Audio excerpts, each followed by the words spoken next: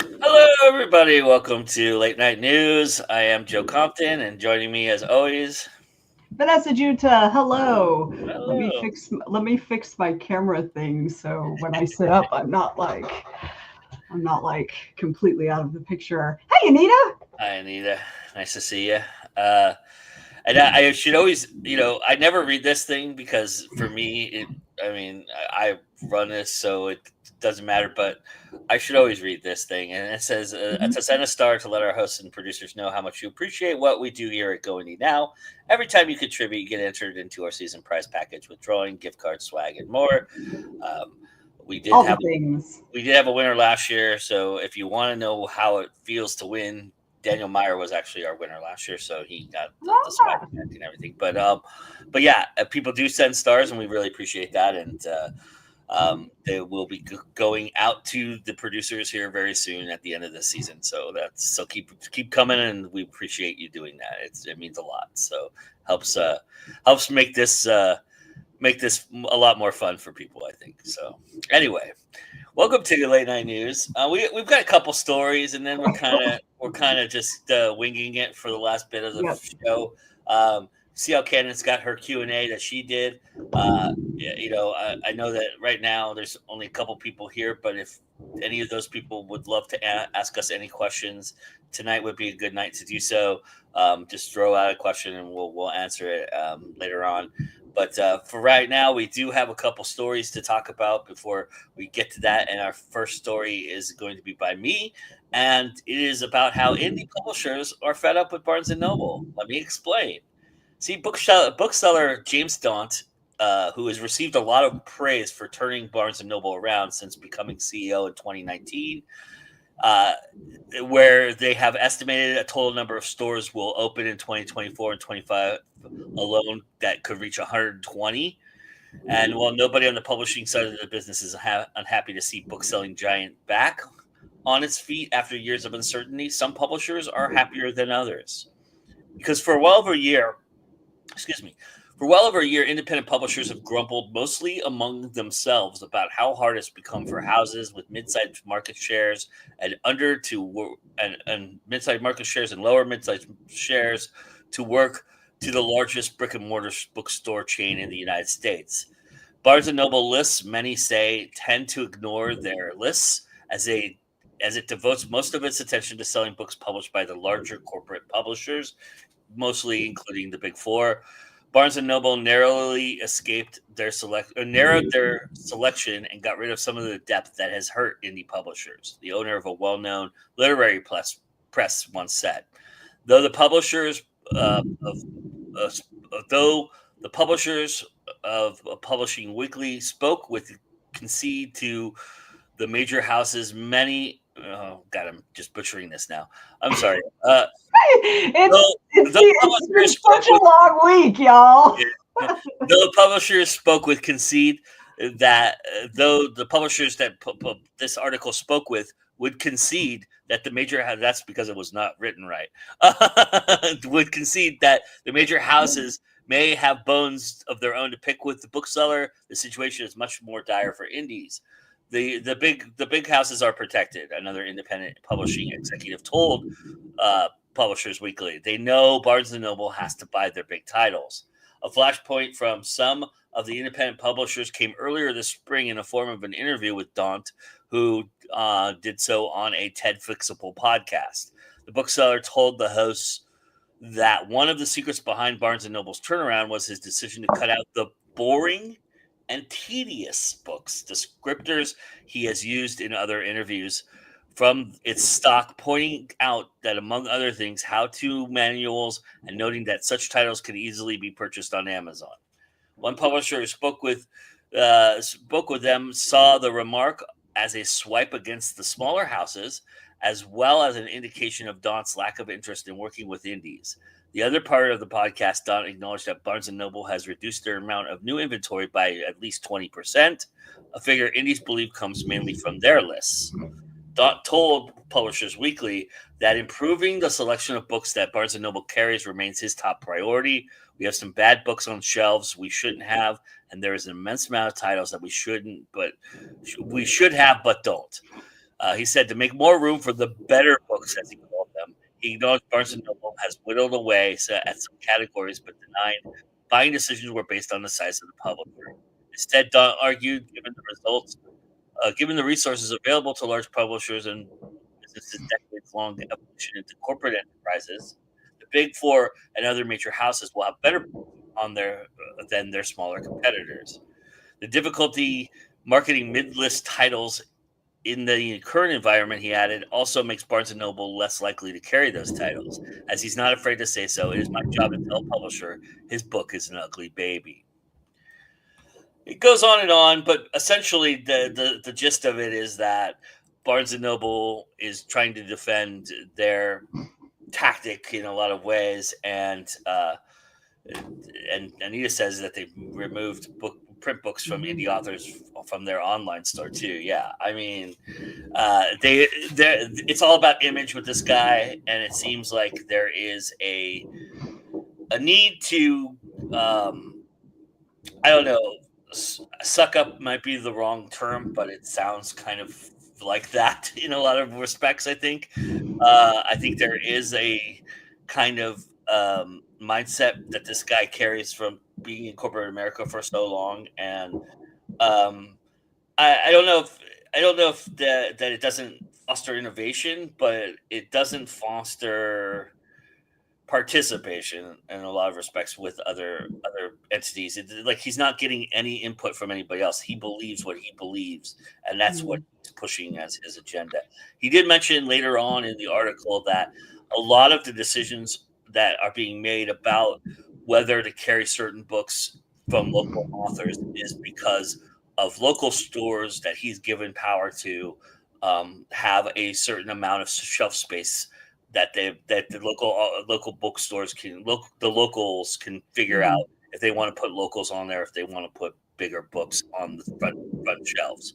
So that's kind of what it's kind of the we're giving states the right to do states things, but when they do them wrong, we're going to call them out and say, yeah. And that's what I wonder, because I wonder if the local store wants to just put all indie authors on their local author table, how is that going to affect like their relationship with corporate?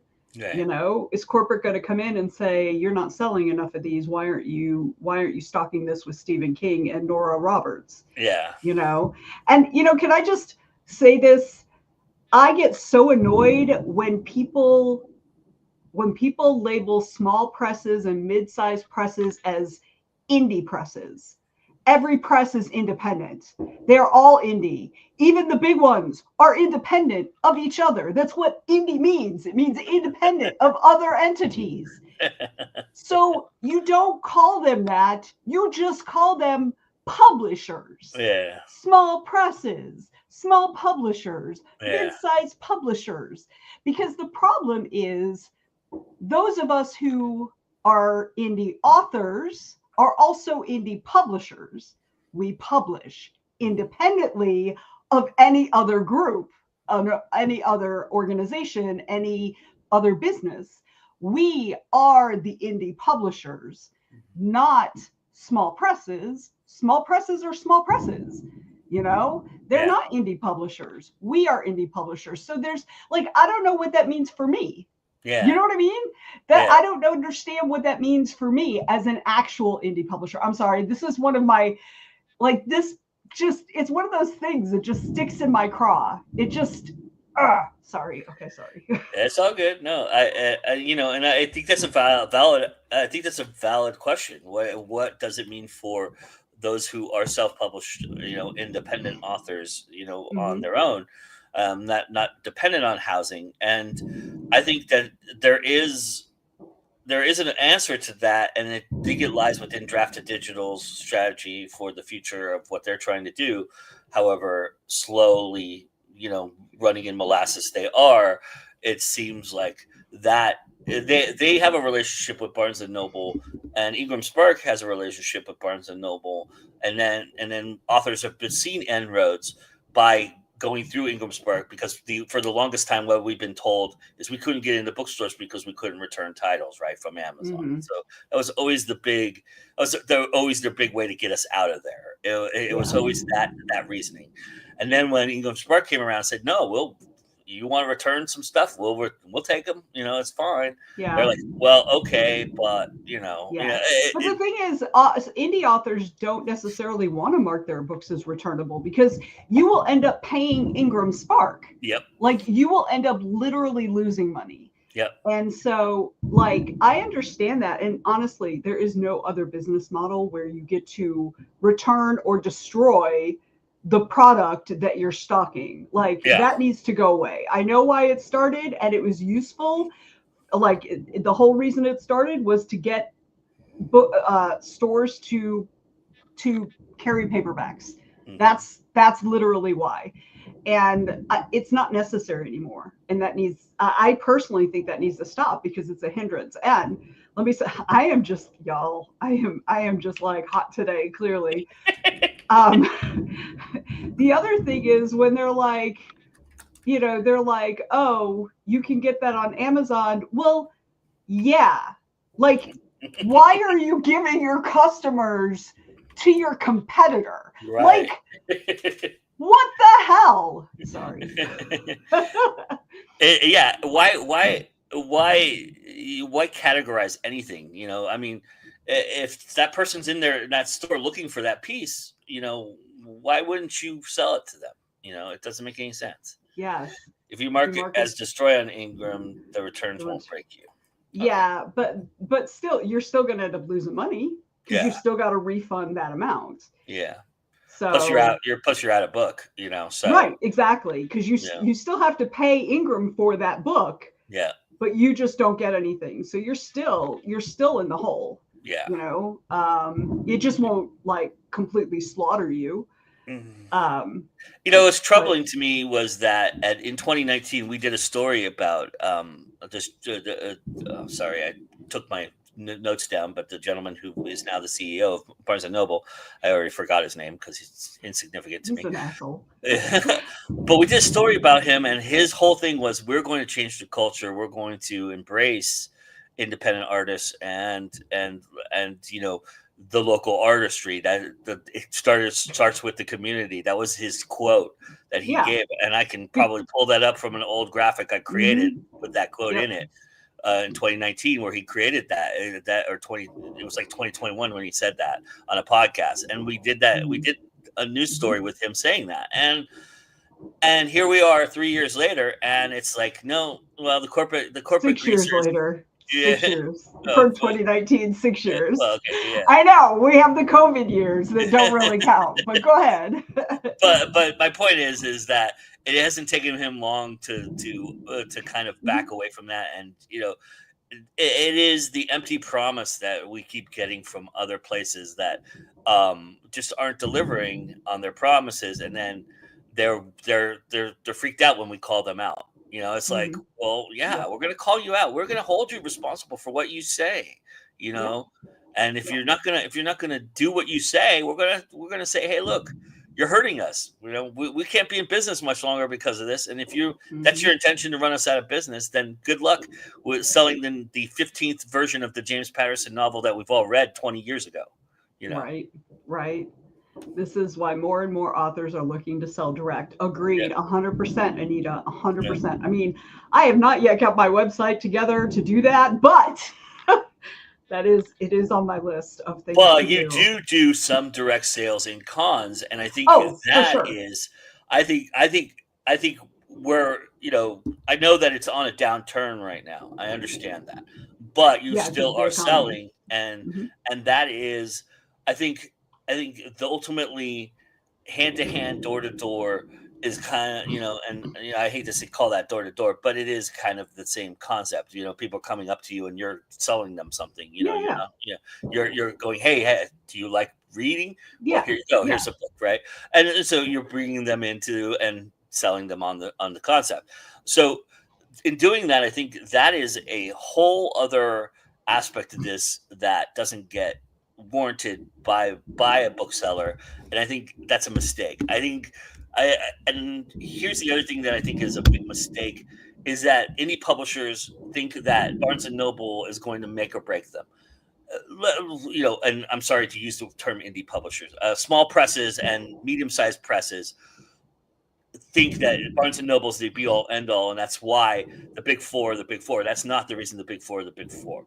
The reason the big four are the big four is because they're doing what you should be doing, which is going to libraries, going to the local bookstores, and saying, "Hey, would you like Stephen King to be at your local bookstore for 5 hours?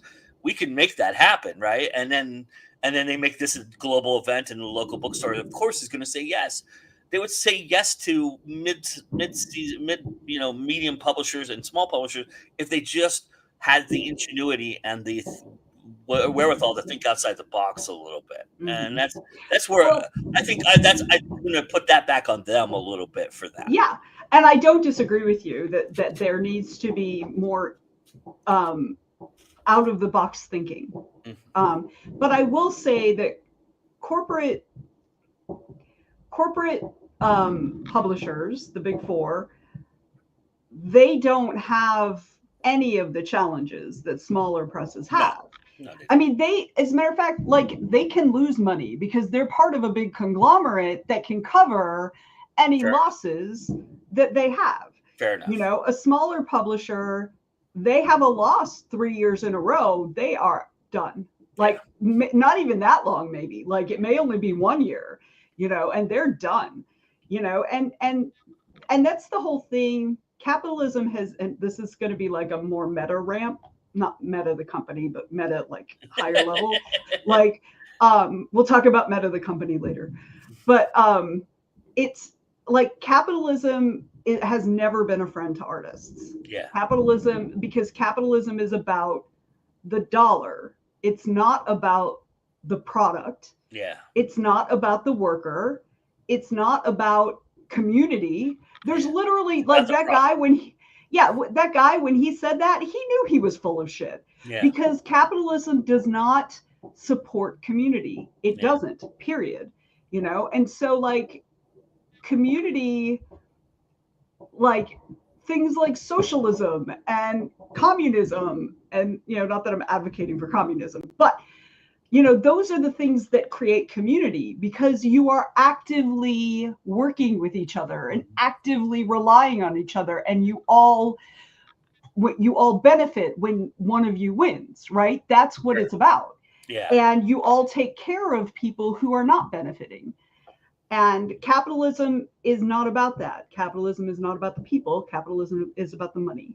So under strict capitalism, we as artists will never, ever get ahead. Like we will never win. Sorry, I'm feeling very nihilistic today too. I'm like both ranty and like burn it all down. Everything sucks. So sorry. It is 4th of July.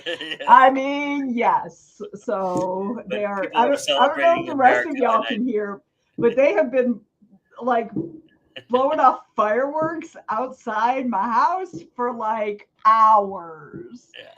So. All right. So, you want to jump into your story? My turn. For us? We will be talking about Meta. All right.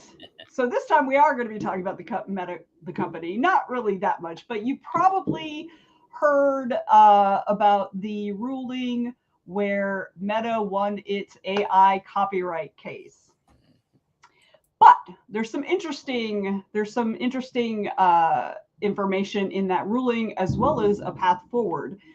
Okay, so the original case was brought by 13 authors, big name authors, celebrities, Pulitzer Prize winners, that kind of thing, who alleged the company illegally used their books to train its Llama AI models.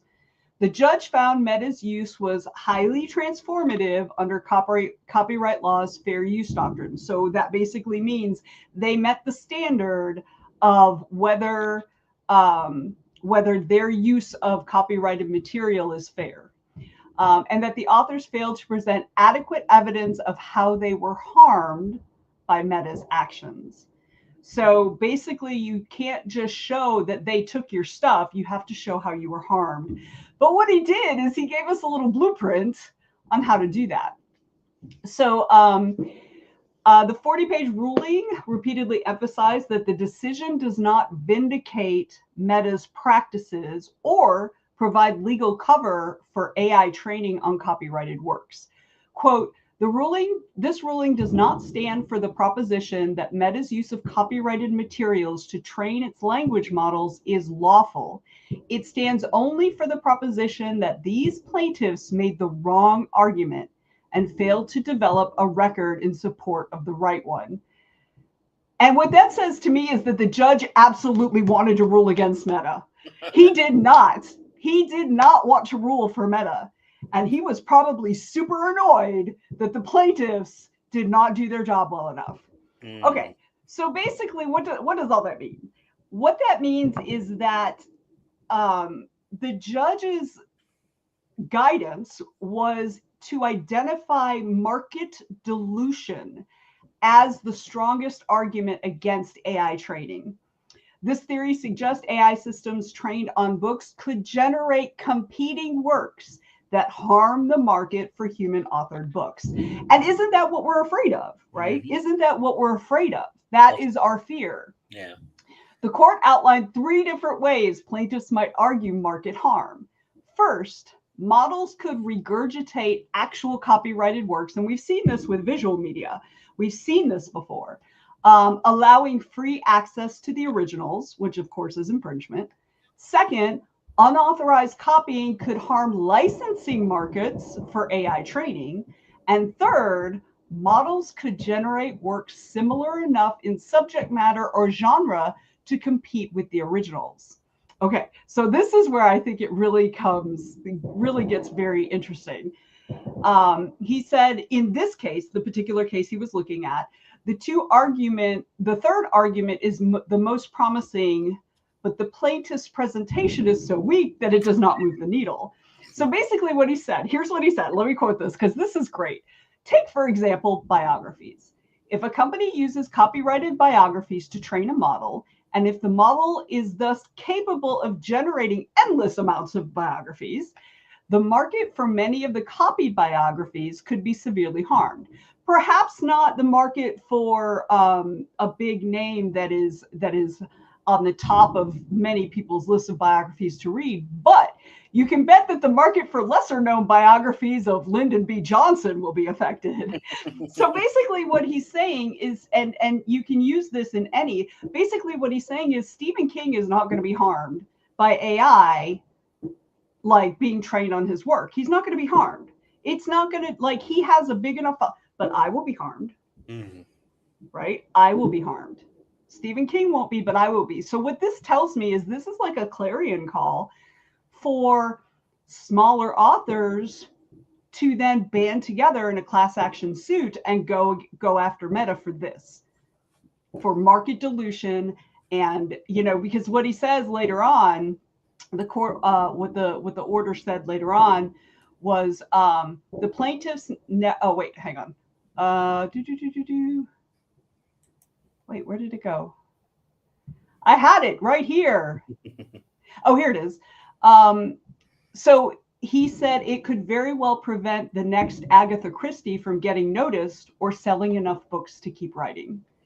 And I think that really speaks to us as indies, telling us that we have a path forward. We don't have to be Stephen King. As a matter of fact, it's better that we're not Stephen King.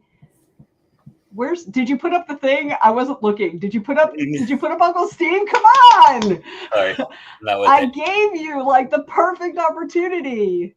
Thank you. I feel better now. All right. I gave you the perfect opportunity. Sorry. All right. But and then there was talk in this article about the Anthropic Bart's first Anthropic case, which they said that trading AI on copyrighted books is fair use, but using pirated copies for permanent storage violated copyright law. And that's exactly what Meta did. Meta is going to be sued out the ass, not for copyright violation, but for piracy. And which means authors are going to be able to also not just not just collect general, like they can collect damages. Like they're going to end up paying a lot more when authors do this, especially the big name. This is where the big name authors are going to, make their mark. So anyway, all right. So that's basically, I thought that was super interesting and a little bit like, there are at least people in the judiciary who understand how problematic this is, So. Yeah, because it is an effectual concern within publishing right now, and it's the easiest route for AI to kind of garner learning abilities, right? So I think a lot of people are concerned that could lead to other aspects of what AI is capable of once it learns how to understand language and read language. We all know where that's going. We've all seen the Terminator. Yeah. I will say that the judge in the Meta case basically like called out the judge in the Anthropic case by saying, wait, let me see if I can find it. So he's explicitly criticized aspects of Judge Alsup, then he's the Anthropic judge. His comments comparing AI training to human learning. So basically, the Anthropic judge said that teaching AI is like teaching kids. And our judge that we like found Alsup's argument that everyone reads text too, then writes new texts insufficient, noting that Alsup was brushing aside concerns about the harm it can inflict on the market for the works it gets trained on, and calling Alsup's analogy to teaching children inapt. It was not apt, my friend. It was inapt. So, well, there is a follow up to this that a little offshoot that I sent Venessa, and I'll post the link in the show notes. NPR article talking about how 70 authors have taken it upon themselves to petition literary hubs to promise not to publish robotic or anything created by a machine, essentially. Yeah, and I think it wasn't it they asked the website LitHub, which I actually use a lot. I read a lot on it and I repost a lot of their stuff. And so they're asking, and I think this is interesting. I think that if authors put pressure on publishers, then that would at least. Well, the article does say that the next step for authors who are doing this, because they have already gone to the publishers, now they're going to LitHub, they're going to go to BookBub next, and their next step of course of action is litigation and deciding to sue anybody who does not honor this request, because it does violate copyright law in a lot of their respects. So we'll see what happens. It's going to be interesting. This is going to go on for a while. I mean, the first time that AI learns something and we see something that's viable out there in the marketplace that can be scary, I think that's going to spark a lot of more conversations. So. Yeah. This is also exhausting. I'm so tired of talking about AI, y'all. I am too. I am so tired of it. Ugh. So. All right. Well, let's. We have a Q&A from CL Cannon. She's her marketing tip this week is answering your marketing questions that you submitted to her, and so she's answering a bunch of them here. And then we'll be back. And if you all who are still here want to ask us any questions, we'll take any questions you want to ask. We don't care what it's about. It doesn't have to even be about publishing. I'll talk about anything. Yeah, we'll talk about it. And you all are welcome to ask us in the chat, and then. And then if not, you may not like where it goes, but I'll talk about anything. And if not, Venessa and I will just ask each other questions, and we'll do it that way. We'll just BS around. It'll be fine. Yeah, here's CL Cannon with her marketing tip, and then we'll be back. CEO Kanan here from Fiction Atlas Press, bringing you another monthly marketing tip. And this month, I asked you to hit me with your marketing questions, and you did not disappoint. I got so many awesome questions. I'm going to do my best to fit as many as possible into this special Ask Me Anything episode. The first question I got was from the lovely Sherry Hutchison. And she writes, "Hello, Courtney. In a year where I'm collaborating as one of 12 authors with the fantastic artist and musician Seraphine Black, I will have 7 songs, one for each of my 7 books in the series. My mind is full of possibilities for marketing later this year. This makes me question what I could do, as I have no audibles to any of my books due to a lack of knowledge and income to hire someone. Could I be crazy enough to hope a published song would replace an audible in some way?" First of all, having those songs by Seraphine made for your book series is an excellent and unique way to market and to pique interest in your books. It's not something I've seen very often in the indie space, which is not always a bad thing. I think music is really something that connects readers to stories, no matter if the music is actually written for that particular story, or if it was curated by the author or the fans on a book playlist, which has become more and more popular. So you're already on the right track there.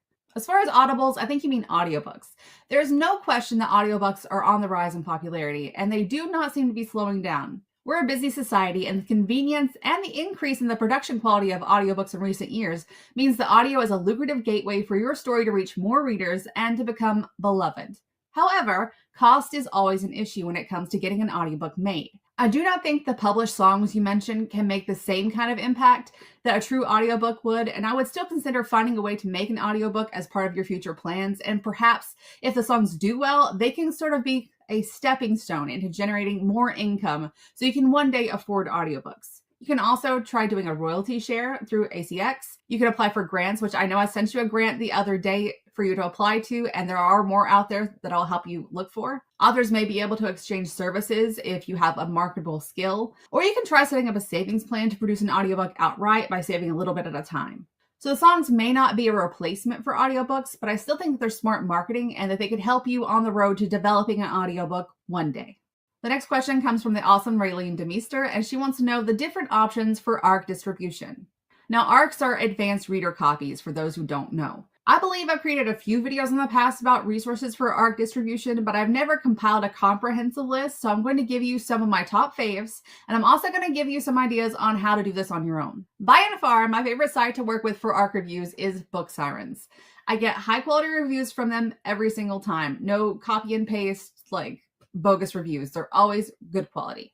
They do have a free tier that I use often, and they even have a free resource page where you can find bloggers based on genre and their preferred bookish format, which is a resource that I find invaluable. The next company I want to shout out is Story Origin. Evan works tirelessly to make Story Origin the resource for indie authors for many, many, many, many things. But I love the ARC review and beta read options offered there. It's easy to use. I get pretty good responses from reviewers, with most of them following through. And Story Origin takes care of all the technical stuff for me, so I'm not having to walk readers through how to download, sideload, or locate anything. Story Origin also offers audiobook review, which I find many other services lack support for. I've also heard many great things about BookFunnel, though I don't use that site myself, but many authors do, and many authors trust it to deliver their ARCs securely. Now let's talk about DIYing it. You can distribute ARCs yourself via email. This does take more time. It can also deliver a better outcome by establishing a closer relationship with your readers. When readers feel like they actually know you, they're more apt to follow through with their reviews than when they're submitting to something that's an automated system. This also gives you more of a hands-on way to thank them for their time and to build a team of readers who go on to read and review future releases.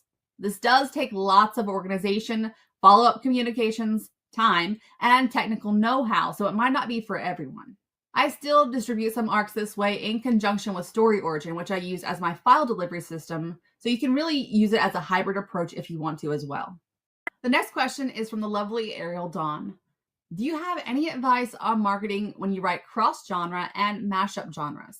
Of course. So writing cross-genre or mashups can seem really challenging, but I think the key to making it work is highlighting what makes your story unique and worrying less about genre expectations and more about the vibe that you're projecting with the book and with your marketing. Consumers don't really think in genres as often as we might think they do. We're kind of in that headspace because we're authors and we're having to constantly focus on things like that. So instead, focus on an emotional moment, a trope, or a good hook that will capture attention and that will leave them wanting more. Because what readers want more than anything is to escape reality and to get lost in the story, your story. And if you're not quite sure if your chosen vibe is hitting, try some split testing on different approaches to see what sticks and what gets a favorable response. Use comparable marketing to help explain further what to expect from your book. You see this a lot in taglines like, this book is X-Men meets Lost, or this book is perfect for fans of blank and blank. So again, you're selling a feeling rather than a clear-cut genre. Okay, our next question is from the amazing KRS McIntyre, and her question is, how to keep momentum going after a book release? This is a really good question, and a lot of authors struggle with keeping sales and excitement for a new book going after release week or the first month of release. So I'd say the very first thing that you should do to keep the magic going is to start with the people who have already read the book. Ask these people to share with you. Ask them about their favorite parts, their favorite characters, what shocked them. What are they most looking forward to having resolved in future books? Ask them to fan cast characters or to share playlists or individual songs that remind them about your book or your characters. Do a live read of a few chapters of the book or do a Q&A session so you can get that one-on-one connection and keep the book in the forefront of their thoughts, which can lead to them recommending it, posting about it, and regardless of if they do either of these things, asking these questions publicly on your platform will help you boost engagement on your posts. And those posts will be pushed out by the algorithm to new people who see the excitement of those people who have read and they decide to try it for themselves. Another thing that happens is that a lot of authors stop talking about their new release and they just kind of let it fall off the radar. Never stop talking about your books. Don't be trying to sell it all the time, but you do need to keep excitement about it up by talking about some of the things that happen in it, what it was like to write it, how happy you are with the way that it's being received. So maybe you could read out some of the reviews that you've been getting, or you can mention some of the milestones that your book has hit, but just finding little ways to celebrate the book even after release to keep it at the forefront of people's thoughts without pushing sales too much. Now, you can do this on your social medias, and you should talk about it on your social medias, but I also recommend finding other places away from your regular audience and away from the people that see your posts every day so that you can find new people who are still in your target audience, people who haven't had the opportunity to learn about you or the book yet. Where do you find these people? I find the best place is on podcasts and on interviews on YouTube, places like Go Indie Now, TikTok Lives, chats, virtual book clubs, or even local book clubs if you can find a suitable one in your area. You can do newsletter swaps with other authors in your genre, and you can even take that a step further and do like a little book interview with other authors where you interview each other and talk about your book and swap that instead of just the book link. So collaborate, seek out new outlets, and remember to check in with your loyal fan base. And of course, write the next book and hype that up until it's release time again. Okay, the next question is by Maeve Brooks, who actually asked me, I think, 5 questions. I picked 2, but I will personally answer the rest of them. The first question is, when is it a good idea to start your newsletter? Is it okay to start it before your first book is published? I always advocate for starting marketing as soon as possible. The more time you have to market your book and build a following, the better. This gives you time to build trust with your readers, establish a schedule, and have a bit of time to understand how tools like newsletters actually work before you have a big release. Because if you're trying to do that on a big release, if you don't really know how these tools work, if you make a mistake, it can cost you more than if you unsubscribe. It can cost you sales as well. So being kind of versed in how it works before you have anything big to kind of put out there is actually, I think, a good thing. Okay, our second question is, for authors who write spicier books, is there a method to include spicier content in newsletter, perhaps through a link with a password? I don't write spicy content, but I have worked with a lot of authors who do on various projects like newsletters and websites. And in my opinion, the best way to deal with this type of content is to host it on your own website. This gives you final control over it. With so many new laws and regulations coming up about this type of content, hosting on a third-party site can be risky, and you can have your accounts terminated or even face fines in some areas. And yes, as you mentioned, you can do this with a password-protected link for not safe for work content. There are lots of plugins and add-ons that can make this possible, and it will also give your readers a sense of exclusivity. I also recommend an age verification plugin for not safe for work content, just to protect you from any legal ramifications should a minor come into possession of that password. The next question is from Self-Hug XOXO, and they write, how do I pitch my story to my target audience? Well, before you pitch, make sure you've identified your target audience correctly. Know the genre expectations, know the average age group and where those people tend to gather. Know your comparable titles so you can mention them and can target those fans with your advertising. Then you need to identify what makes this sort of person care about the story. What does your book have to offer a person like this? Think about it from the perspective of being a consumer. What actions from artists make you spend your money on their work? Once you've answered these questions, craft a short elevator pitch that incorporates the knowledge you have about your book and the knowledge you have about your target audience. Choose something emotional and something that leaves the reader with a question that they need answered, or a yearning to know more either via intrigue or familiarity with the stories that they already love. It won't all be perfect the first time you pitch, so do split testing with different approaches until you find what works best for each demographic in your audience. Okay, the next question is from author Celia Cleveland, who writes, how can you keep motivated when you feel like you're screaming into the void? I can understand this feeling. It can feel like no one is listening or no one cares sometimes, but it's usually because you're not connecting with your readers in a meaningful way, you're not reaching the people your books are actually meant for, or the overall quality of your book is lacking somewhere. It's okay to take a step back to reevaluate your marketing to see which of these cases could be true. First, let's start with quality issues, as those are some of the easiest to identify. Your cover could be poorly made or even be beautifully made, but not meet the genre expectations, which confuses readers. Your blurb could be too long, it could be too short, or it could just be too boring. Your blurb should start with a hook that makes the reader stop browsing and need to know more. It should not be an info dump or be so vague that there's confusion rather than intrigue. Your book could need better editing or formatting. If you haven't had your book professionally edited and a reader uses the look inside feature and finds like 5 errors right off the bat, they're probably not going to spend their money on that book. And the same goes for formatting issues. If the interior is sloppy or if it's difficult to read, no one's going to waste their money on it. And if you've priced your books higher than the current market calls for, or even if you've priced them too low, then it has a perceived value problem. Readers either feel like you're cheating people or that your book must not be very special if you're practically giving it away. These issues are why research into your specific genre norms are so important. Now, if your product meets reader expectations, but you're still having issues, then you may be failing to actually connect on a personal level with your marketing. Make sure you're asking readers questions, seeking their input, and providing some insight into the personal journeys that you've taken with your books. Give them the why and invite them to ask questions of their own. You may be doing all these things right and still feel like it's not making a dent. And if that's the case, it's likely that you're marketing to the wrong people. One of the most important parts of marketing is research and being able to identify who your target audience is, where they hang out, and what gets their attention. To figure this out, break your book down into its key themes, its tone, its tropes, its genre, its setting, and so on. And then use those to search for books that are similar to yours. These are called comp titles, and it's what I do every week on the Indie Connection. Chances are people who like those books will also like yours, and they would be in your target audience. Study the way the authors of these books interact with their readers, where they do it, and what type of reader this tends to be so you can develop a mirror audience. Also, just for a little pick-me-up, I like to read over reviews, beta comments, anything that makes me feel positively about my book. That also kind of helps you when you just feel like nothing's working. Knowing that there are people out there who appreciate your work is also just a really good feeling, and it can help keep you motivated. Okay, and our last question comes from the lovely April Nyarain. Can you make money off of short stories to help feed your novels and your wallet? Yes, you can actually make money off of short stories, and that's the case for many indie authors, myself included. Shorts are and always have been a great way to generate income, to generate interest in your standalone and extended works, and to create a following for yourself. If you write a short that really hooks a person, they're going to go see what else you've done. You can sell your shorts individually. You can sell them as a personal collection.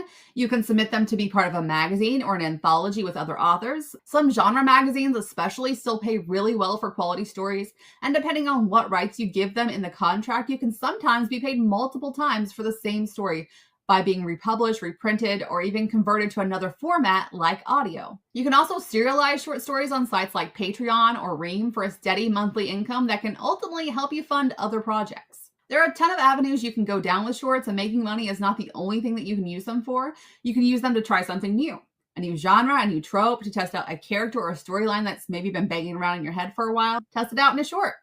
See if it gets a good response and ask your audience if they want more. So yes, I definitely see potential in shorts. They probably won't make you rich, but they can keep you comfortable and even help you gauge where to go next with your longer projects. Okay, those were my marketing tips for July. Thank you so much to everyone who submitted questions. If I didn't answer your question on the show, I will be replying directly to your comments so that you can get an answer. I hope these tips have helped you. And as always, I'm happy to answer any questions that you have about today's marketing tips or marketing in general. You can email me at info@fictionatlist.com with your questions, or check me out on my websites that are listed below. Also, don't forget to check out my marketing tip playlist on YouTube so you can watch any previous tips that you might have missed. You can also ask questions in the comments there. I'm happy to answer them. I hope you have a lovely month, and I will see you next time.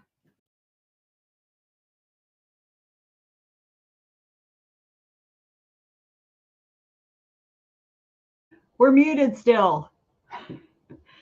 Yeah. I love her stuff so much. Thank you. I was just saying thank you to CL Cannon for that awesome marketing tip and marketing tip Q&A and great questions and great answers. And Venessa said she feels the screaming boy thing. And Anita says, I have a whole series of short stories. Yes, you do. Yeah. So I don't know if you can make a living off of short stories, but you certainly can. She didn't say. Well, I mean, you can actually, like one of my professors at school, his entire like everything he's written has been all short stories and novellas. I mean, maybe he's written a novel now, but at that point, that was it. But he'd been translated into like 60 languages and like all over the place. But yes, that is not the norm. That is, but that's what he wanted to do. That's what he wanted to do. A lot of people who write short stories are also novelists. Yeah. And, so you've got to find a balance. Especially nowadays when there's no more Vella or places like that pay. Well, I mean, there's still like Royal Road and a couple other places that do. So, you can still do those, and those are serialized, which isn't really the same as short stories. Yeah. So same kind of writing concept though, in some respects. So sure. But yeah, I understand. Yeah, that makes all sense, and yeah, those some great questions and some great answers as always, and we really appreciate CL Cannon for doing that for us. It gives us a chance to take a break from us yapping, which we're about to do for the next 15 minutes or so. So if anybody has a question, now's the time to ask it, because we're not going to be back until September. So if there are any Anitas out there who have a question, she seems to be the only one here. Anita, no pressure, Anita. Not at all. But yeah, looking into Later Press, another serialized site where you can also sell direct. Interesting. There are a lot of direct sales sites, like direct sale hubs popping up now. I've got several open tabs that people have recommended, different ones to me that I just haven't looked at yet. But so you don't necessarily have to host on your website. I mean, and Sound Booth Theater, just to give you a tease of what I got to talk to them about a little bit, are doing shorter serialized versions of audio. Oh, so nice. I mean, that was the whole thing that they just did with JD Blackrose, and I talked to them about that. So, and her novellas are they're about 25,000 words. So they're not short stories, but they're very long short stories. Right. But yes, yeah. So and then Denman stuff, which is kind of serialized. It's kind of episodic in a lot of ways. So there's that as well that they do, which is what they're known for now. But yeah, it's interesting. There are marketplaces for all that stuff, and ideas that you can do that with. We've been talking a lot about today about the state of things in our world in a lot of respects, and I'm curious from your perspective, Venessa, how you're finding the publishing world for you right now. Is it an infinite struggle? Are you seeing a downturn? How are you feeling about when you're going out there and selling your stuff and talking about your stuff? Well, definitely at conventions, sales are down across the board. And that's understandable because our economy is in such like chaos. It's got worse about 24 hours ago. Right. Oh. But like nobody can really plan for the future because, and the thing that is so annoying is that this is a manufactured problem. This inflation is now manufactured. Yeah. The inflation we were dealing with under Biden was like a result of COVID, right? And the supply chain issues that we were having and all that, right? So, and different things like the avian flu and that took out all the chickens and all that kind of stuff, right? So, but like what's happening now is very manufactured because it is, are we going to impose tariffs? Are we not going to impose tariffs? Are we going to impose 4,000% tariffs? Are we going to impose 40% tariffs? Yeah. Oh, we don't know. What we're doing changes from moment to moment. And it's really that uncertainty that is keeping people from spending their money, which I get, because I am also not spending much money if I can help it, So like, I get it. But like the thing that's so frustrating is it's manufactured. It's not real. Yeah. It's only real because of the ineptitude of our leaders. Yeah. That's the only reason that we are in financial crisis right now. Yeah. So that's what's frustrating. But yes, sales are down across the board. The last con I was at, Sunday, we were talking about it. It's like everybody sold some, like, we sold, but not like looking at it year over year, like a lot of people were showing 25%, 30% lower than the previous year. So then my follow-up question would be, knowing that this is where we are going to be stuck for the next 2 or 3 years, are you making contingency plans to do less cons, do less seller cons, and maybe more social cons, or what do you feel like is? As you know, I'm fleeing the country, so just by default, I'm going to be doing fewer cons just because of that. Now, if and everything's still up in the air for me because my husband's work is just being very dodgy about things. Yeah. So I'm not sure exactly what's happening right now. But so if we are in the country, I will still continue to do cons, but I will also be limiting, like I'm not going to go out of state, except, no, I can't even think. I'm not even going to do Con Carolinas next year because, I have to get a hotel room. Mm-hmm. Locally, like Jordan Con, sometimes I get a hotel room. Usually I don't. And I just drive in and out. Right. Mm-hmm. And so that's what I'm going to do. If there are cons in places that have people that I can crash with, then maybe I'll do a con in that place. Mm-hmm. But I'm going to be changing my calculus on what cons I'm going to do, because if I can't, I have to make my money back. Mm-hmm. I don't necessarily have to come out of it with, hundreds and hundreds and hundreds of dollars over, but I absolutely have to cover my costs. And if I have a hotel room, there's it's really difficult to cover those costs. So I will say that, and this may be something that other authors may utilize if they are selling, selling at conventions or pop-up events and things like that. I'll probably be doing more pop-up events come the fall. But have something besides your books on your table. Yeah. If you do crochet, although crochet is, everybody does crochet now, so it's like everywhere. It's you have to be doing different. Yeah. So I don't know, do like what Ben does with pens. Yeah. Have something extra. And it doesn't necessarily have to be stuff you make. Right. But it should be something that is indicative of who you are. Like I don't make any of the stuff that I sell in addition. Like I sell bookmarks. I sell pins and stickers. Mm-hmm. And I sell the stickers really cheap. Mm-hmm. And I sell the pins really cheap, although the prices have doubled because my costs have doubled. But I don't make any of that. But everything that I carry is stuff that I would wear, I would have that pin on, I would slap that sticker on my water bottle. I would, there's not, the bookmarks I think are beautiful, or I love them, or whatever for me. And so it represents, one of the things I say when people are looking through my stickers, I'm like, I've got nerdy stickers, and I've got girl power stickers, and I've got queer stickers, and I've got bookish stickers, and tea stickers, and cats. That's basically my entire personality in a little plastic box.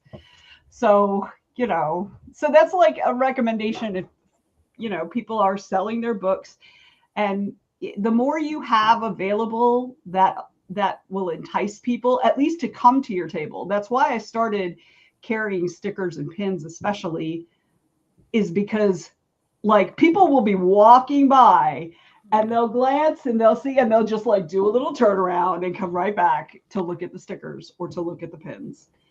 So that's awesome. I had an interesting conversation with my attorney just recently, and I was going to bring this up tonight because we have some time, and it involves screenwriting, and for people who might be interested in doing it.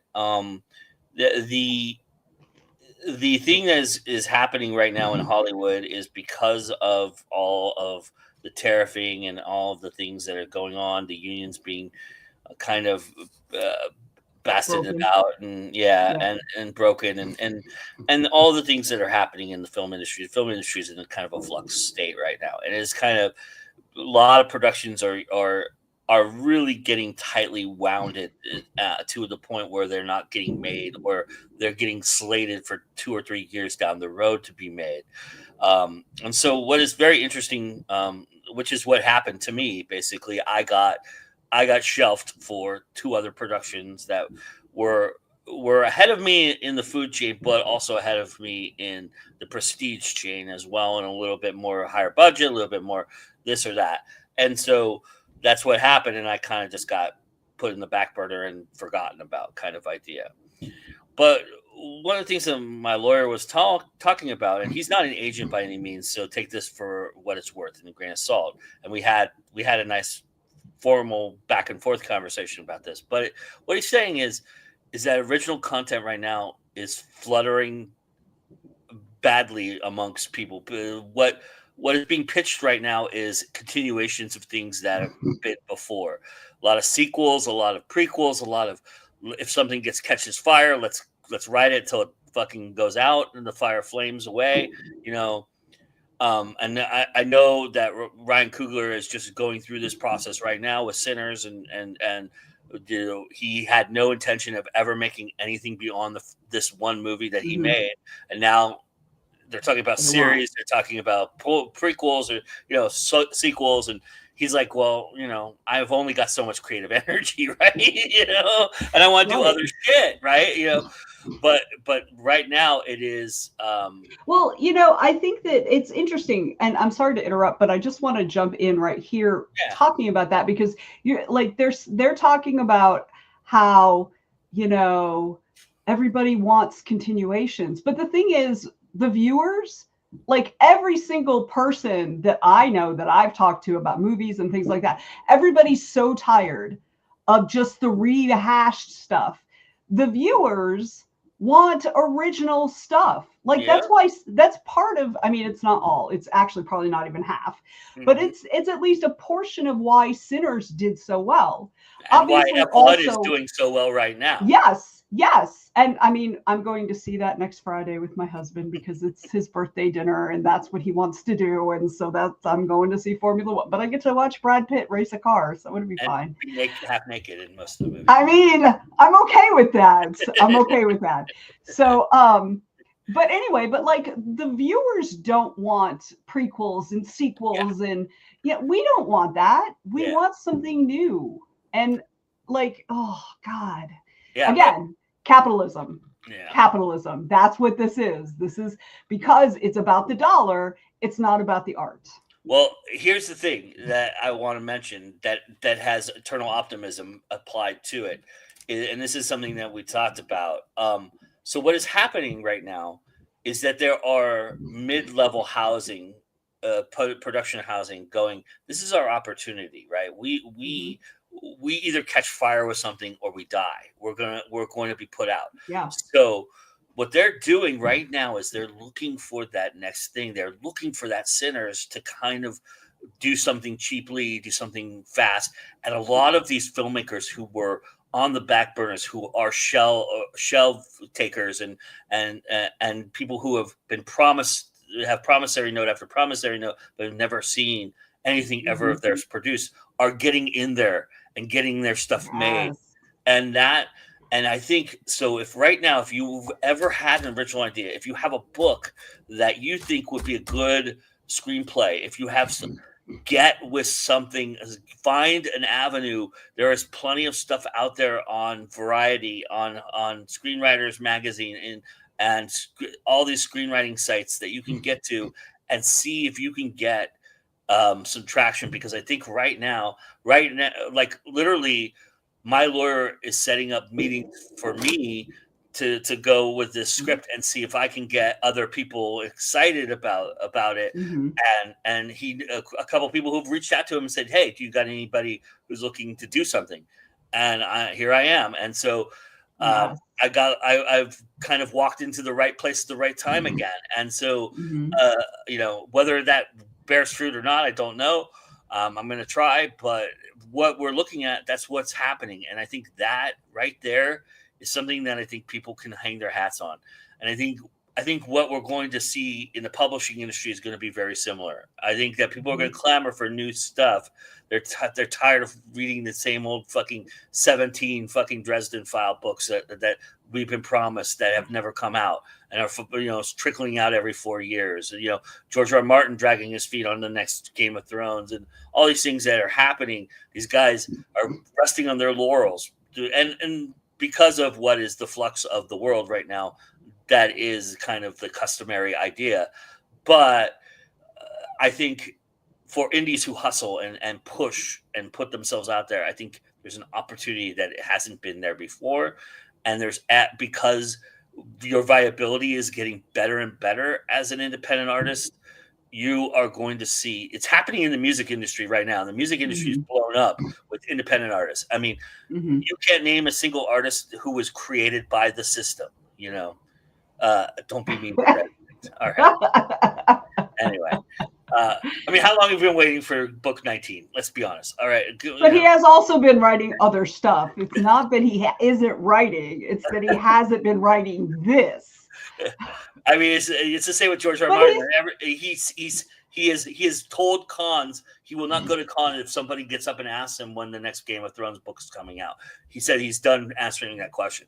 So it's like which I understand, but I mean, I also have to say, like, even I only have like 2 novels and 2 novellas in my series, and I'm tired of it. I don't want to write anymore in it. That's part of it. It's like I have this other idea that's really cool, and I'm gonna do that. Yeah, no, I get it. I totally understand, and but put that stuff out there. I mean, if they're going to do that, I mean, at least the one thing I can say about Sanderson is at least he is putting out other ideas, right? He is putting them out there, and same with King. King is doing the same thing. He's been putting out his original other ideas for a long time now, and so those guys I don't have any qualms with. It's the guys who are sitting on their laurels saying, "Well, something else is coming down the pike." Well, where's this something else? We've been waiting forever. It's like. The fan base is fickle. It's not going to wait forever for you to. Oh, I don't know. I think Jim Butcher fans are going to wait forever. They don't have a problem with that. Might be they might be the exception with the fans. But what I'm saying is, basically, right now is a good time to get out there and put your stuff out there. And try, because I think just a little bit of effort might get you in a foot in a door that you've never expected you could ever walk into. No, and I think I agree. That's important right here. I can't tell you. I have a meeting with a company that I've always wanted to work with. So that is very interesting to me right off the bat. But fingers crossed. When is this meeting, so that we know when to like check on you to see? Middle of July. Okay. So, all right. Yeah. All right. We're waiting for some holiday stuff to end, and like some people are on holiday and whatever, on set and whatever. So but the funny thing is, my lawyer posed the question: would you ever consider meeting with these people? What would I ever consider? Would they ever consider meeting with me? Yes, I would. I'm free. I'm okay. Let me know. I will fit them into my very busy schedule.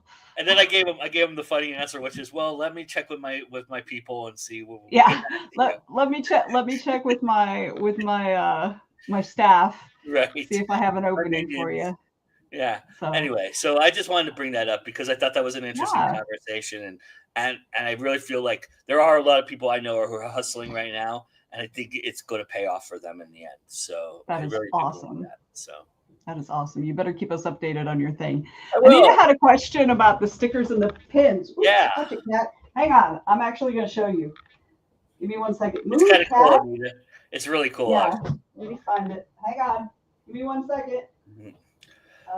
Here they are. I will say every time that I've been at Vanessa's table, she's selling a few of these. So every time it's like there's always somebody interested in the little sticker bin that she has, and then Yeah, the stickers and the pins. Yeah, the pins will get them every time. So this is what I keep my stickers in. It just pops open, doot, like that, Yep. and then they can just like spread them all over, and go through them and stuff like that. And then my I have never seen pins, anybody buy the same sticker twice, though. That's kind of they're not multiples. All the stickers are different. So you have only singular stickers of every single sticker in there? Yeah, there might be 1 or 2 that have doubles, but no, they're almost all singles. Okay, I didn't So know I used to just like 4 or 5 of them. I used to just put my pins on the table, but that got really old very quickly. And so I bought this little book on Temu. And then I have them displayed, right? I have them, oh, well, that's it. Wait, hang on. There we go. I have them displayed, but then I have 2 little like craft boxes that have little squares. And I have 2 of those and I keep them in there. So I ask people not to take them out because they're a pain in the ass. And that I have them back behind the table. So Hello, that's Heather. what I use. Hello, Heather. We're just messing around at this point. Yeah. Heather, if you have any questions right now, would be a good time to ask them because we're about to close the show. But we're just doing an AMA, man. Yeah. An So AMA. if you have a question real quick, we're happy to answer it. But yeah, I think it's really awesome, and I do think that is an attractive aspect of things. And like you'll talk to Ben Meeks all the time about, I sold more pens than I sold books, and I'm like, and he's not very happy about it. But then I'm like, well, why do you keep creating more pens? He goes, because that makes money, right? Yeah, So, that's right. That's right. So, but that's the whole thing there. But the other thing is, there are also people who would not have bought a book if you hadn't. Like if they hadn't had the pins to look at or whatever. And like I've literally had people, I've engaged with them, they bought some pins, they leave, they come back later and they're like, okay, now give me your books, and I probably wouldn't have made those sales had they not seen the pins or bought the pins earlier or whatever. Because I always talk to people, I always point out my favorite pins in there and stuff, and the things I can't keep on, like I can't keep in inventory, like the stabby cat pronoun pins for femme. So I've got these cute, let me see if I can get them out. I've got these cute stabby cat pronoun pins, but I cannot keep, there they are, you see? Yeah. But I cannot keep she, her, and she, they in stock because femme presenting people really like stabby cats, y'all. Not even kidding. Not even fooling. So yeah. All right. Well, I'm trying to give Heather some opportunity here, but I don't think she has a question. I think she's just saying hi. I think she's just staying hi.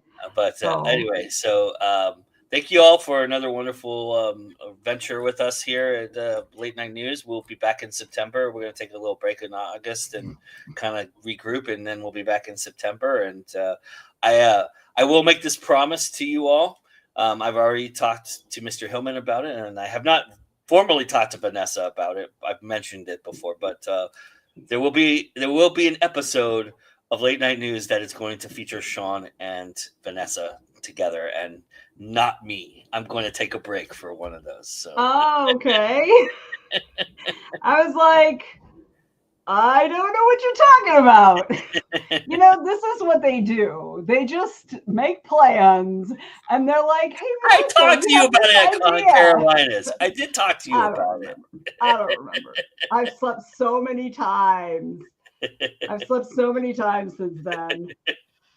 So. Anyway, all right. So that's all, y'all. Thank you so much for joining us. Venessa, you want to say the magic words for everybody? Yes, y'all. Don't forget, it's always time to go indie now. Bye.